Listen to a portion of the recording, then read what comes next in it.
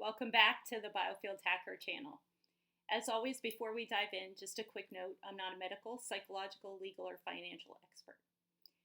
As so often happens, and I've shared this with you readily, I was inspired by a quick snippet from a reading by Sassy Scorpion on her YouTube channel, with the universal assist poking me to do some channeling of my own. That's what created the video. One of the things that has been quite an exploration for me over the last several years, and I've documented that both through various articles on my personal LinkedIn and videos of my own journey on global divine alchemy, is the thought that you have the right to pursue happiness. Simple thought, right? Well, as I found on my own journey, it's not quite that simple. The short version is my own personal happiness that I thought was my happiness actually ended up being built by on helping other people thrive at the sacrifice of my own happiness. What truly made me happy deep down in my core, truly me. I found that my own bastardized definition that had seeped through every single role that I played in my life was actually a band-aid that was slapped over the need to actually do a deep dive into healing. And that helping others was the equivalent of taking a proverbial hit of validation. If you want to see more about that, I go in depth. It's all documented, well, most of it, on my other YouTube channel, Global Divine Alchemy. So feel free. Happy viewing. But back to the topic at hand. Hacking your own energy, unfolding your own definition of happiness on your terms, and then driving the personal system upgrade, if you will. That's what we're here to talk about. Understanding and creating your own definition of happiness takes the willingness, courage, and ability to be rawly honest with yourself, and in essence, the acceptance that you're going to have to burn everything down in order to emerge transformed. I might have used this example before somewhere in my content, but in nature, both decomposition and fire are situations where everything's demolished. And then, when everything's done smoldering, the entire landscape is transformed, and this creates new growth.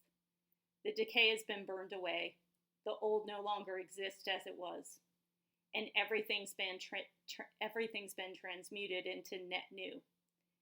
This is the type of transformation that you can gift yourself by curating your true essence and within it core happiness. But it's only through choosing to walk through the fire with radical acceptance of self, radical honesty, the patience and grace for yourself to take it step by step, and the faith in knowing that everything will unfold as it should be if you're working to create it based on your unconditional love of yourself. And that brings me back to the idea of the original premise. You have the right to pursue happiness based on your own self-sovereign definition, not based on anything society tells you, not based on what family told you or what it should mean, not based on what your communities infer in their communications or implied nuances. You, at your core. Don't compromise your self-sovereignty or standards based on feelings of self-worth, or perceptions around obligations for the roles that you think you're supposed to play, or for how others think you should show up. Feelings shouldn't dictate actions or behaviors. They're just feelings. Master your mind. Observe what those feelings are trying to teach you or tell you about your own self-sabotaging patterns that limit your own happiness. You don't have to negotiate it. You don't have to compromise it.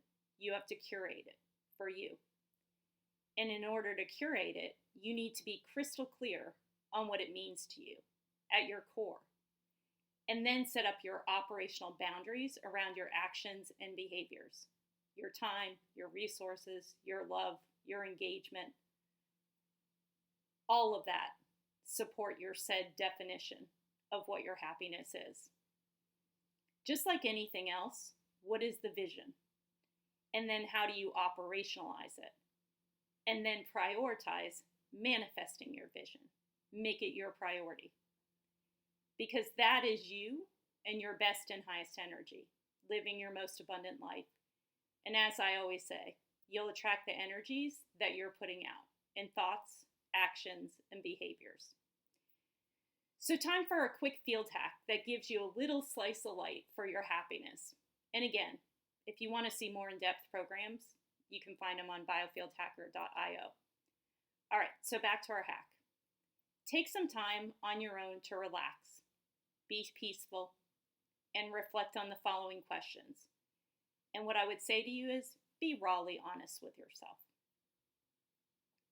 The first question is, what relationship interactions continually exhaust or drain you? And then, what prevents you from loving them from afar? It's just terms of engagement. You don't have to stop loving them. Just create a little space for yourself. The second question, what do you currently think or engage in that you wouldn't ask those you love to do? Now, once you've figured that out, now ask yourself, then why are you doing them? Is it truly healthy for you to be doing it then? Why? The third question is, what is your checklist for how you love others and how you show up for others? Once you've created that checklist, I want you to take that exact same checklist and see if you're doing the same for yourself. See if it applies to how you love yourself. And then reflect on that. And the last question, if you could wave a magic wand and make your life look like something that makes your heart sing every single day, what would it look like? No limitations here. Now, once you have that in your mind, I want you to be rawly honest about what's blocking you from that life and energy. And I want you to write down one thing you can do today to start curating that magic life. All right, and that's our field hack for today. Until next time, make it a great day. Take care.